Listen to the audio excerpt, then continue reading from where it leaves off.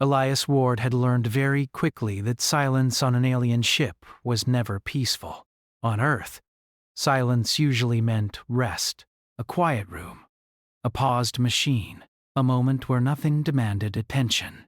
On the research vessel Valeth, silence meant calculation. It meant sensors were thinking, systems were adjusting, and thousands of minds, organic and artificial, were comparing probabilities. Elias sat alone in the auxiliary systems bay, watching lines of alien code scroll past his console. He did not understand most of it. That was normal. Humans were not supposed to understand Valeth technology completely. He was there to monitor the interfaces that connected human-built hardware to alien systems, a job that mostly involved making sure nothing exploded when two very different engineering philosophies touched. He was the only human on board. That had been exciting at first. Now it was just a fact of life, like gravity or breathing. The ship had been traveling for almost 2 years through deep interstellar space, studying rare stellar radiation patterns. The mission was important to the alien coalition that owned the ship, though Elias only understood part of why. Something about long-term species survival, genetic timing, and cosmic cycles that took thousands of years to repeat. It was not his problem. Or at least, it had not been. The alert came without sound. Instead, his console froze for half a second, then displayed a soft, amber glow. Elias straightened in his chair. Amber meant a meeting request, not an emergency. That was good. Emergencies on alien ships tended to be confusing and deeply uncomfortable. The message appeared in clean, translated English. Systems Specialist Ward, please report to the central briefing chamber. No explanation. No urgency markers. Just a polite request. Elias sighed and stood up. He stretched his arms, rolled his shoulders, and shut down his workstation. As he stepped into the corridor, the ship adjusted the lighting automatically to human comfort levels, a small kindness the crew had learned after his first month on board. The corridors of Valeth curved gently, designed for bodies that did not walk exactly like humans did. Elias had learned to move with the ship rather than against it, letting its subtle gravity guidance keep him balanced. Other crew members passed him, tall and slender, their skin shimmering faintly with natural color shifts that reflected mood and health. They acknowledged him with small gestures, head tilts, color pulses, brief pauses. Humans were still new to the wider galaxy. When Elias entered the central briefing chamber, he immediately felt something was wrong. The room was full. Normally, briefings involved a handful of senior researchers and the ship's overseer. This time, nearly every department head was present. The ship's medical council, the xenobiology team. Even the ship's AI core interface was active, its light patterns slow and focused. At the center of the room stood Tirith. Elias noticed her because she looked uncomfortable, which was rare for her species. Tirith was young by their standards, a xenobiologist assigned to study adaptive life forms near unstable stars. She usually carried herself with calm precision, her movements smooth and controlled. Now her skin patterns flickered unevenly, colors shifting too fast to mean confidence. The overseer of the ship, a tall being known as Cathalan, turned toward Elias as he entered. "Thank you for coming, Specialist Ward," Cathalan said. The translator rendered the voice as calm and respectful. Please join us. Elias took the empty seat near the edge of the circle. No one spoke for several seconds. The silence pressed in on him, heavier than before. Finally, Catalan continued. There has been an unforeseen complication with our mission parameters. Elias nodded slowly. That still sounded manageable. The complication, Cathalan said, concerns researcher Tirithek. All eyes shifted to her. Tirith did not look at Elias. She kept her gaze lowered, her posture tight. Cahaladin gestured gently. Researcher Tirith's species operates under a reproductive cycle influenced by stellar radiation. Exposure to a specific energy spectrum triggers a limited biological window. Elias frowned slightly. He was not an expert in alien biology, but he understood the basics. A fertility window? He asked carefully. Yes, Kathalan replied, though the term is overly simple. That was never a good sign. The window lasts for a short duration, Kathalan continued. In Tirith's case, it has already begun. A quiet ripple moved through the room. Elias felt his stomach tighten, though he did not yet understand why this mattered to him. Normally, Kathalan said, this would not be an issue. Members of her species plan their missions around such cycles. However, the Overseer paused. Our navigational error 2 months ago placed this vessel within an unexpected radiation field, one that activated the cycle early. Elias remembered that incident. A minor course correction. No damage? No alarms? Everyone had laughed it off. Apparently, it had not been minor for everyone. The nearest compatible population of Tyreth's species, Kathalan said, is 47 standard years away at our current speed. The words settled slowly. Elias felt a cold awareness spread through him. You're saying, he said, she's stranded. Tirith's colors dimmed slightly. She is not only stranded, Kathalan replied. She is critical. One of the medical council members spoke next, its voice softer. Researcher Tirith is a primary genetic carrier. Her lineage holds adaptive traits that are no longer common among our people. Elias blinked. You mean she's important? She is irreplaceable, the council member said. The room went quiet again. Elias shifted in his seat. He felt like he had stepped into a conversation halfway through, and the missing half was dangerous. What does this have to do with me? He asked slowly. No one answered immediately. The ship's AI interface brightened slightly. Statistical relevance identified, it said. Human genetic architecture displays a 96.4% compatibility rate with emergency synthesis protocols. Elias froze. What? Kathalan turned fully toward him. Humans possess unusually flexible genetic structures. Your species evolved under unstable environmental pressures. Radiation, disease, gravity variation, climate fluctuation. Elias swallowed. He had heard versions of this before, usually spoken with polite curiosity. In extreme cases, Kathalan continued, human genetic material can serve as a stabilizing template. Elias's mind raced ahead, then slammed into a wall of disbelief. No, he said. Stop. Whatever you're thinking, no. Tirith finally looked up at him. Her eyes, large, reflective, and very tired, met his. This is not about desire, she said quietly. The translator carried a faint tremor. It is about time. Elias stood up halfway, then forced himself to sit back down. His heart was beating faster now. You're talking about Offspring, he said. Yes, Kathalan replied. Elias ran a hand through his hair. This isn't. You can't just. We are not asking for physical union, Tirith said quickly. Our species does not reproduce in that manner. That stopped him. He looked at her sharply. You don't? No, she said. Genetic contribution is external, clinical, regulated. Elias exhaled, tension easing just a little. Then why me? He asked. The AI answered before anyone else could. No other species aboard this vessel meets the required adaptability thresholds. Elias laughed once, short and humorless. Though because humans are good at surviving bad situations, I'm suddenly useful? Kathalan did not deny it. You are more than useful, the Overseer said. You are unexpected. The word hung in the air. Elias looked around the room. He saw concern, calculation, uncertainty, but no threat, no pressure. just a problem no one had planned for. On Earth, humans planned for extinction events. Asteroids, plagues, nuclear winters. It was almost a hobby.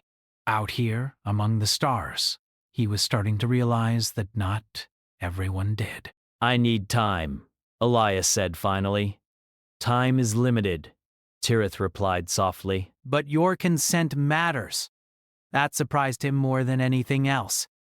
He nodded slowly, then started by explaining everything. No missing pieces. Cahathalan inclined its head. Of course. As the briefing continued, Elias felt a strange shift inside himself. He had come aboard this ship as a technician, a guest, a curiosity. Now, without meaning to, he had become something else entirely, and he was not sure the galaxy was ready for that. Elias did not sleep that cycle. The ship had adjusted his quarters to human standards long ago, dimming the lights and lowering the ambient hum during rest hours. Normally, it worked. Normally, Elias slept like someone who trusted machines more than silence. This time, his mind refused to slow down. He lay on his narrow bed, staring at the smooth, curved ceiling, replaying the meeting again and again. The words sounded different now that they were alone with him. No translators softening their weight. Primary genetic carrier, limited window, human adaptability. He had crossed half the galaxy to fix machines, not to become part of a problem this big. A soft light appeared near the door. Not an alert, a presence request. Enter, Elias said, pushing himself upright. The door opened silently, and Tirith stepped inside. She moved carefully, as if unsure she was welcome. Her skin patterns muted to neutral tones. She carried a small data tablet against her chest, her grip tight. I hope I am not disturbing you, she said. You're not, Elias replied. That was true. Sleep had already given up on him. She hesitated, then inclined her head slightly. The overseer suggested we speak privately, without the council, without observers. That sounds reasonable, Elias said. He gestured to the single chair in the room. Please. She sat, smoothing her posture, then paused as if searching for the right way to begin. My people, Tirith said slowly, do not handle uncertainty well. Elias gave a tired smile. Humans specialize in it. Mostly because we create so much of it ourselves. A faint ripple of color crossed her skin. Amusement, he thought. Or relief. We plan our lives around cycles, She continued. Star patterns, radiation flows, genetic seasons. Every major choice is scheduled generations in advance. Must be nice, Elias muttered. It is efficient, she said. But fragile. That word lingered between them. When the radiation field triggered my cycle early, Tirith said, the ship's systems did not alert us. The parameters were considered non-lethal. Elias nodded. Same mistake humans make all the time. If it won't kill you immediately, it's not urgent. Yes, she said quietly. By the time I realized what was happening, the window had already begun to close. He leaned back against the wall. Why didn't you say anything sooner? Her colors dimmed. Because admitting failure is difficult for us, she said. And because I believed I would find a solution before it became known. And now, she said, there is only one solution that remains statistically viable. Elias exhaled slowly. Me? Yes. He studied her for a long moment. Not as a problem. As a person. You said this isn't physical, he said. That matters. But it doesn't make this simple. I know, Tirith said. I do not expect you to agree. I only wish you to understand. She placed the data tablet on the small table between them and activated it. A three-dimensional display rose into the air, showing layered structures of light, genetic models, shifting and aligning. This is my species' reproductive framework, she explained. Under normal conditions, 2 genetic contributors are required. The synthesis occurs externally, using a controlled biological matrix. Elias watched the patterns merge and separate. So you don't need me. You need my DNA.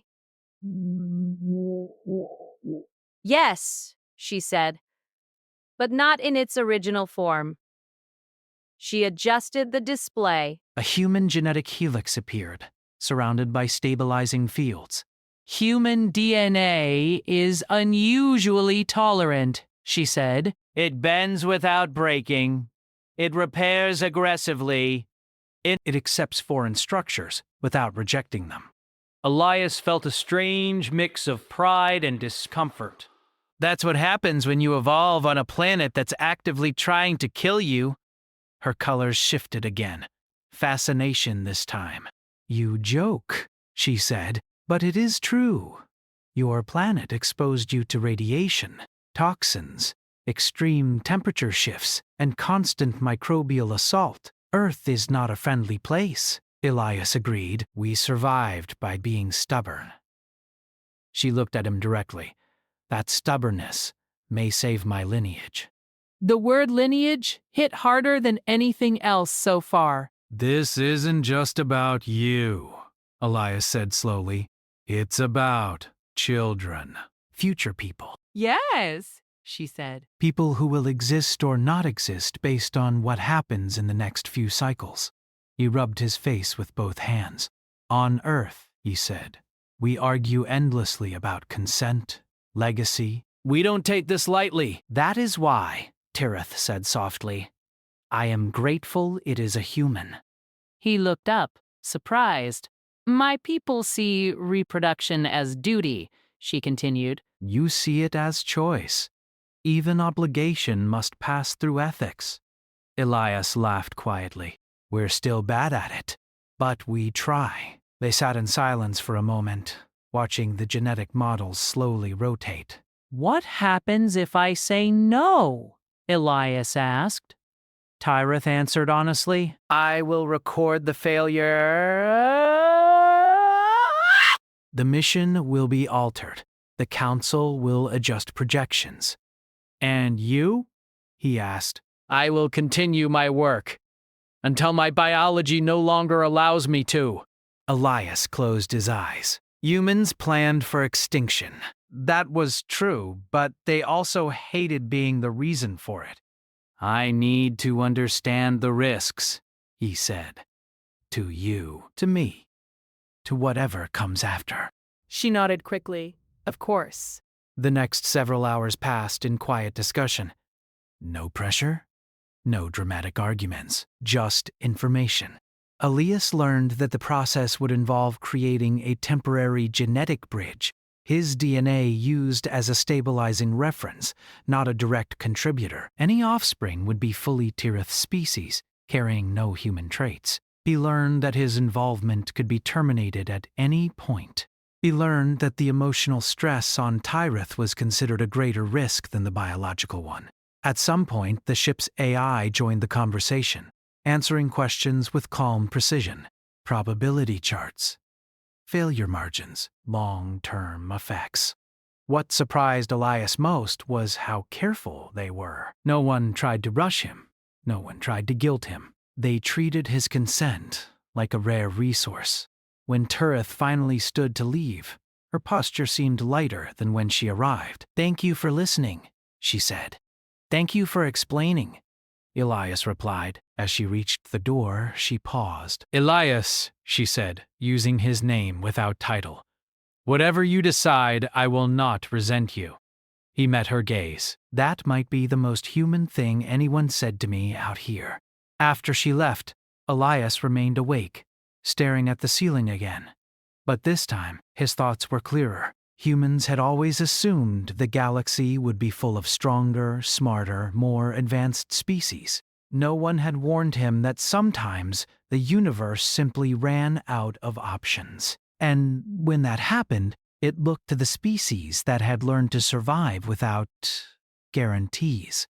By the time the ship's artificial dawn cycle began, Elias had not reached a decision, but he had reached something else, understanding. And that, he knew, was the first step humans always took before doing something irreversible. The ship changed around Elias once his decision process became official. Nothing dramatic happened. No alarms sounded. No crew member treated him differently in obvious ways. But the systems adjusted. His access expanded slightly. Medical data he had never been allowed to see before was now available. The AI responded to his questions faster, with fewer filters. The ship was preparing. Elias noticed it during breakfast. He sat alone in the shared nutrition area, staring at a tray of food that had been carefully shaped to resemble something human. The taste was close enough to oatmeal, though the texture was wrong in a way he could never fully describe. Across the room, several crew members watched him, without staring. Their skin tones shifted faintly whenever he moved. Awareness, attention. He was no longer just the human technician. He was a variable. Tyrith entered quietly, carrying her own nutrient container. She paused when she saw him, then approached. "May I sit?" she asked. Of course, Elias said. They ate in silence for a moment. "I reviewed the updated projections," she said finally. The council has narrowed the window further. Elias did not look up. How much time? 4 cycles, she replied. Possibly 5. He nodded slowly. Humans were bad with alien time units, but he had learned enough to understand that this meant days, not weeks. You don't sound panicked, he said. I am, Tirith replied. But my people express it differently. Lucky you, Elias muttered. She studied him for a moment. You are calm. He gave a tired smile. I'm pretending to be. That earned him a faint flicker of color.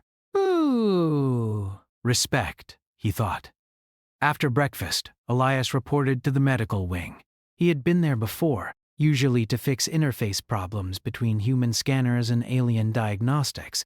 This time, he was the one being scanned. The chamber adjusted itself as he entered, reshaping surfaces and light levels. A soft field passed over his skin, warm but not unpleasant. Please remain still, the AI said. I wasn't planning on dancing, Elias replied. The AI paused, noted. As the scan continued, Elias watched translucent displays form in the air around him. His own body appeared in layers: muscle, bone, organs, blood flow, genetic markers. Seeing himself like that was unsettling. You've mapped humans before, Elias said. Yes, the AI replied. But never with this level of detail. That sounds concerning. On the contrary, the AI said, it is reassuring. Elias raised an eyebrow. How so? Human systems demonstrate high tolerance to invasive analysis, the AI explained. Your species exhibits minimal stress response under observation. Elias snorted. That's because we've been poking ourselves with needles for centuries. The scan ended, and the field withdrew. Results indicate suitability remains high, the AI said. However, new variables have emerged. Elias's stomach tightened. Such as? Your psychological state, the AI replied. Elias crossed his arms. What about it?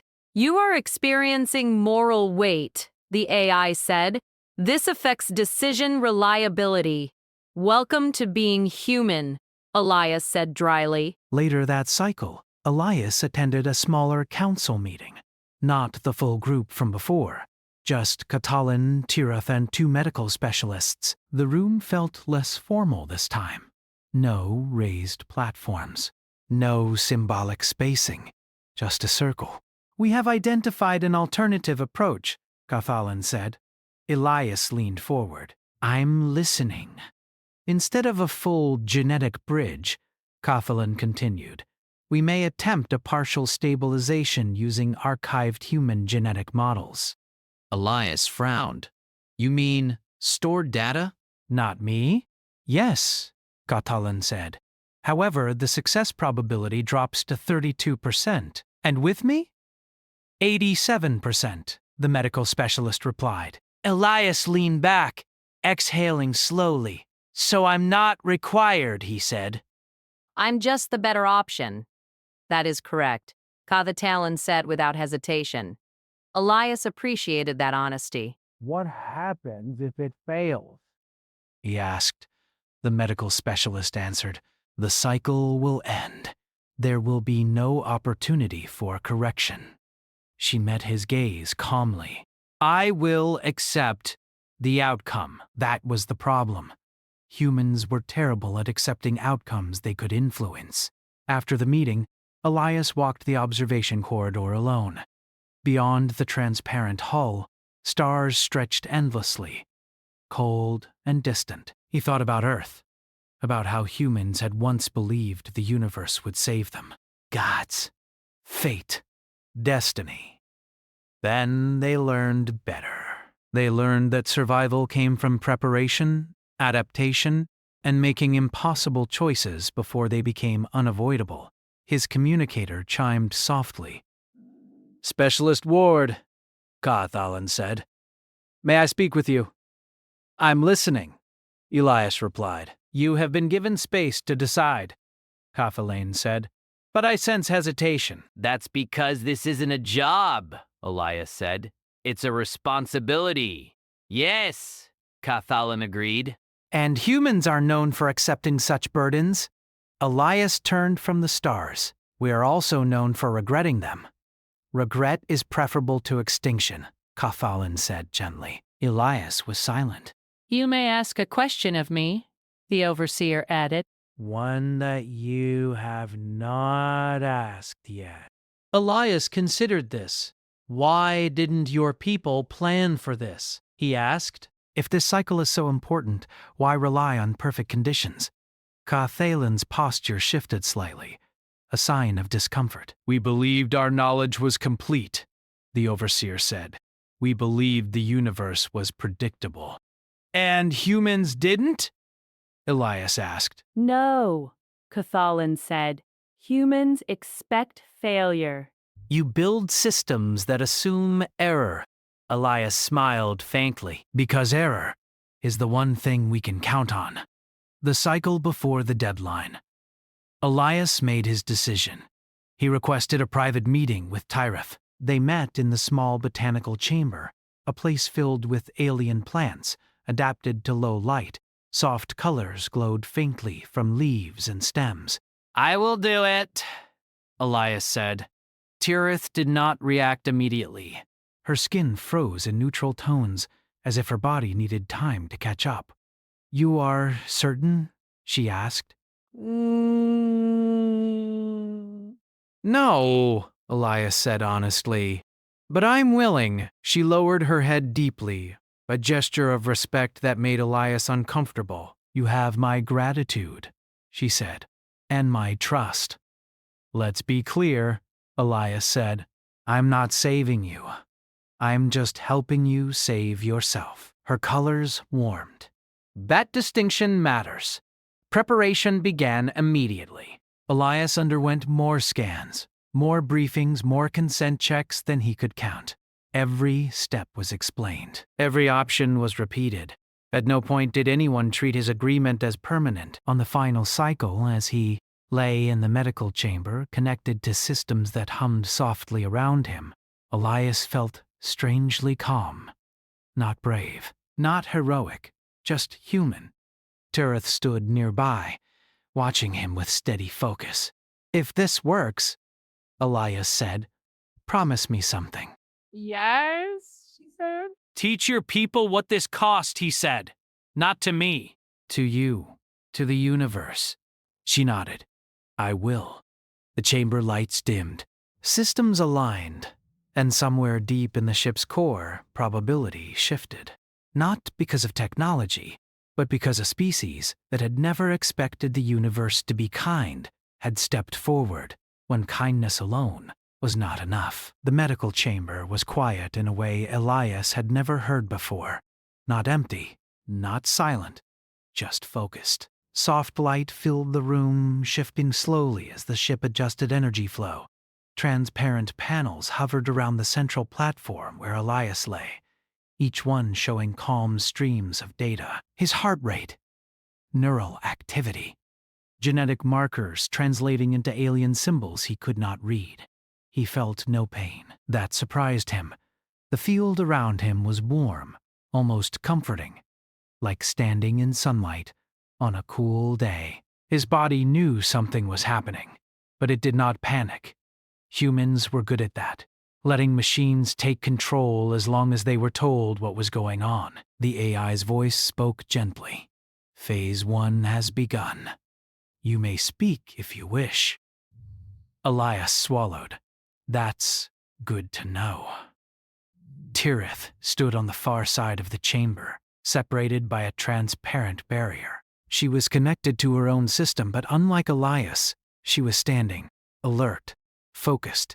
Her skin patterns were steady, disciplined, though the tension beneath them was clear. She was afraid, not of the process, of hope. Elias turned his head slightly to look at her. You okay? She hesitated, then nodded.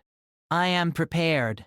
That's not what I asked, he said. A faint ripple passed across her skin. Honesty. No, she said, but I am here. The AI adjusted several parameters. Genetic interface alignment at 60%, it said. Human reference structure stable. Elias felt a strange pressure behind his eyes. Not painful, just dense. Like his thoughts were being carefully observed, not invaded, just measured. What exactly are you doing to my DNA? Elias asked. The AI paused. Observing patterns, mapping flexibility, creating a non-invasive template. So you're copying me? Elias said. No, the AI replied. We are learning how you survive inconsistency. Elias laughed softly. Good luck with that. Across the barrier, Tirith watched the data streams change color. That rate is increasing, she said. Yes, the AI replied. Human genetic response is exceeding predicted thresholds. What does that mean? Elias asked. It means, the AI said, that your biology is cooperating. Elias closed his eyes. Humans had never needed the universe to make sense. They just needed it to be survivable.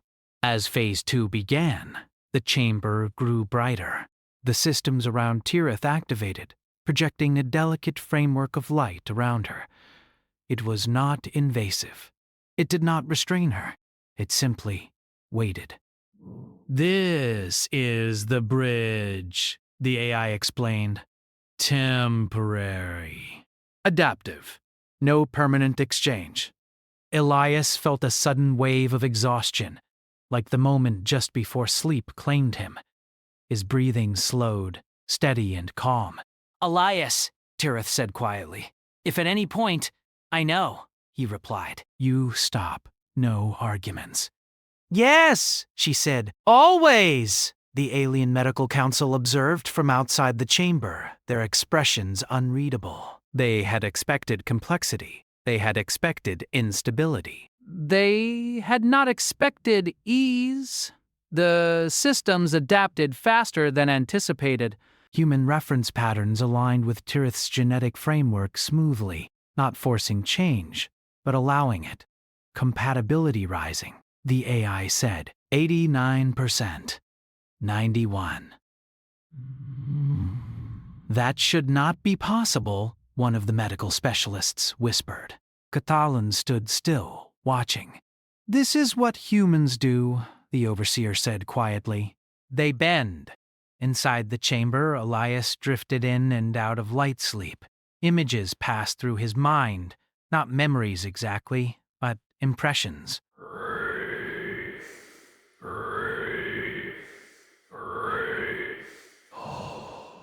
Earth storms. Cold. Nights. Long histories of survival pressed into flesh and bone. Humans did not evolve in balance. They evolved in response. Phase 3 initiating, the AI announced. Tirith stiffened slightly as the framework around her shifted. For the first time, her calm cracked. Her skin patterns flickered, not in fear, but in strain. Elias felt it too. Not pain, pressure. A sense of connection, not emotional, not personal, but structural. Like two systems learning how not to break each other. "I'm here," Elias said, though he did not know why. "I know," Tirith replied. The moment passed. Then, something unexpected happened. The data streams changed again, flowing faster, reorganizing themselves without instruction. Unplanned adaptation detected, the AI said. The medical council stirred. "That is not part of the procedure," a specialist said. "No," the AI replied, "but it is consistent with human precedent." "What precedent?" Kakathalan asked. "Human systems often exceed design parameters when operating under constraint," the AI said. "They do not optimize for stability. They optimize for continuation." The bridge stabilized fully, not barely, fully. Tirith gasped softly, her posture relaxing as the strain faded. Her skin brightened, colors flowing smoothly again. "It is done," she said, disbelief in her voice. "Primary synthesis complete," the AI confirmed. "Outcome probability has shifted." "To what?" Elias asked weakly. 100%, the AI replied. The chamber fell completely still. The medical council stared at the displays, unable to speak. Kathalan lowered its head. "This changes everything," the overseer said. Inside the chamber, the systems powered down slowly, carefully. The warm field around Elias faded, leaving him tired but whole. Tirith stepped through the barrier once it disengaged. She moved slowly, as if afraid the moment might break if she rushed it. She stopped beside Elias, looking down at him. Thank you. She said. Elias managed a smile. "You're welcome." "That is insufficient," she said. "That's okay," he replied. "Humans are used to that too." Later, as Elias rested in recovery, the ship buzzed with quiet activity. Messages were prepared, data packets assembled, ethical reports drafted and redrafted. What had happened aboard Valeth could not be hidden. Nor should it be. The medical council confirmed what the AI had already concluded. Tirith's lineage would not just continue. It would be stronger, more resilient, free from the narrow cycle that had nearly ended it, not because of force, not because of dominance, but because a species that expected failure had learned how to survive it. Tirith stood alone in the observation corridor hours later, watching the stars. Ka Thalen joined her. "Your people will want answers," the overseer said. "Yes," she replied. "And humans?" Ka Thalen asked. She turned, her colors calm and steady. "They will not see this as conquest," she said. "They will see it as responsibility." The overseer considered that a dangerous combination, Kathalan said. "Yes," Tirith agreed. "For the universe." She looked back at the stars. Somewhere behind her, Elias slept, unaware that the galaxy had just learned something important. When time ran out and perfection failed, it was not the strongest species that endured. It was the one that never expected the universe to be fair and planned anyway. Elias woke to quiet applause. Not loud. Not dramatic. Just a soft, respectful sound that slowly faded as he opened his eyes. He lay in the recovery chamber, the lights dim and warm. His body felt heavy but stable, like he had run a long distance and finally stopped. Around him stood members of the medical council, Kathalan among them. Tirith stood closest, her posture calm, her colors steady and bright. "What did I miss?" Elias asked, his voice dry. Kathalan inclined its head. Only history. Elias frowned. I hate it when people say that. Tirith allowed a faint ripple of amusement. Then I will be specific. She stepped closer, placing a small data display within his view. It showed projections, future timelines branching outward. My lineage is secure, she said. Not temporarily. Permanently. Elias stared at the display. So, no more narrow windows? No more, she replied. The adaptive barrier has dissolved. My species will no longer depend on rare stellar conditions. He let out a long breath he did not realize he had been holding.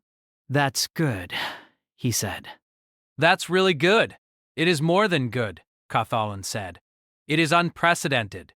Within hours, the ship changed again. Not in preparation this time, but in response. Long-range transmitters activated. Data was compressed, encrypted, reviewed, and reviewed again. Ethical councils across multiple systems were notified. Scientific bodies requested clarification. Some demanded explanations. Others simply demanded access. Elias watched it all from a distance, sipping water and slowly regaining strength. This is getting big, he said to Tirith as she sat with him later. Yes, she agreed. Bigger than I expected, bigger than I wanted, he said. She studied him. You do not regret your choice. No, Elias said, but I don't enjoy being important. She nodded. That too is very human. When the first external delegation request arrived, Elias was still in recovery. The message was polite, formal, urgent. A neighboring species had identified similar reproductive constraints within their own population. They wanted to know if the human solution could apply. Cathalan read the request twice. They are asking for assistance, the overseer said. From humans? Elias laughed weakly. We don't even have an embassy out here. And yet, Cathalan said, they are not asking for technology. They are asking for cooperation. More messages followed. Some cautious, some hopeful, some afraid. A few were angry. How dare humans alter the natural balance? One council demanded. Tirith answered that one herself. There was no balance, she said calmly. There was a failure waiting for permission. That response spread farther than the data ever could. As the ship traveled onward, Elias was finally cleared to leave the medical wing. He returned to his quarters, expecting relief. Instead, he found a summons waiting. Cathalan requested his presence in the central briefing chamber. Again. This time, the room was empty, except for the overseer and the ship's AI interface. Elias took a seat slowly. Please tell me this isn't another surprise. It is, Cathalan said. But not an unpleasant one. The AI's lights shifted. Galactic councils have reached a preliminary consensus, it said. Humans will be formally classified as a continuity species. Elias blinked. A what? A species capable of stabilizing biological and cultural collapse, the AI explained. Rare, highly valued. Elias leaned back. That sounds like a lot of responsibility. Yes, Cathalan said, and risk. Elias considered this. Do humans get a say? Cathalan's tone softened. That is why you are here. The offer was simple and heavy. Elias could remain aboard Valeth as a permanent liaison. A bridge between humans and a galaxy that had just learned how fragile it really was. Or he could return home, carrying the data, the experience, and the choice of what humanity would do next. What would you do? Elias asked. Cathalan paused. My species would choose duty. Elias smiled faintly. Figures, he asked for time. That night, Elias walked the observation corridor one last time before making his decision. Tirith joined him, standing beside him in silence. The galaxy is afraid, Elias said. Yes, she replied. But not of you. That's new, he said. They are afraid of what your presence means, she continued. That survival is no longer guaranteed by perfection. He nodded. We learned that lesson early. You could stay, she said. You would not be alone. Elias looked at the stars. If I stay, humans become a solution instead of a choice. And if you leave? She asked. Then we stay human, he said. Messy, debating, slow. She turned to him. That may be worse. Or better, Elias replied. Because it means we decide together. The next cycle, Elias gave his answer. He would return to Earth, not as a hero, not as a savior, as a witness. The farewell was quiet. No ceremony, no speeches. Turth stood with him at the airlock. You changed my future, she said. Elias shook his head. You did that? I just helped. She placed a small object in his hand, a data crystal, warm with internal light. Proof, she said, in case they doubt you. They will, Elias said. Humans always do. She smiled, her colors bright. Then they will learn. As the shuttle pulled away from Valith, Elias watched the ship shrink into the distance. He felt no triumph, only responsibility. Back on Earth, the debates would be endless. Ethics panels, political arguments, fear, pride. Humans would argue about whether they should help, how much, and at what cost. And that was exactly why the galaxy had made the right choice, because humans did not rush into the future blindly. They argued their way into it. Far out among the stars, Pyrith returned to her work, no longer racing against time. Her people would survive. Others might too. And somewhere between worlds, a quiet truth began to spread. When the universe stopped offering second chances, it was not the strongest species that endured. It was the one that planned for failure, carried guilt, argued endlessly, and still chose to help anyway. Humanity did not conquer the stars. They simply refused to let them go dark.